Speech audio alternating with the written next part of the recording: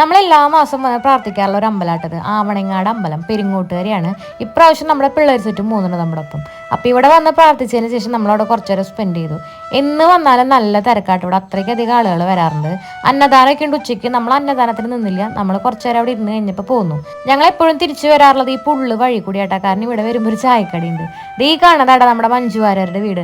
നമ്മൾ കുറേ എത്തി നോക്കിയിട്ട് ഇനി മഞ്ജു ചേച്ചി അങ്ങനെ ഉള്ളിൽ കണ്ടാലോ എന്ന് വിചാരിച്ചിട്ട്. ഞാൻ നേരത്തെ പറഞ്ഞ ചായക്കടയായിട്ട് ഈ കാണുന്നത്. ഞങ്ങളെപ്പോൾ ഈ വഴി വന്നാലും ഇവിടുന്ന് ഒരു ചായയും പരിപ്പോടി അല്ലെങ്കിൽ പൈനാപ്പിളൊക്കെ കഴിച്ചിട്ടാണ് പോകാറ്. നല്ല വിശാലമായിട്ടുള്ള പാടവും നല്ല കാറ്റും. വൈകുന്നേരം ടൈമിലൊക്കെ ഇവിടെ വന്നു കഴിഞ്ഞാൽ ബോട്ടിങ്ങും കാര്യങ്ങളൊക്കെ ഉണ്ട് കേട്ടോ. നല്ല നട്ടൊച്ച സമയത്തുകൂടി ഇവിടുന്ന് ഞാൻ നല്ല ചൂട് ചായയും പരിപ്പുവടിയും പൈനാപ്പിളും ഒക്കെ കഴിച്ചിട്ട് അതിൻ്റെ കൂടെ ഒരു കുടം സർവത്തും.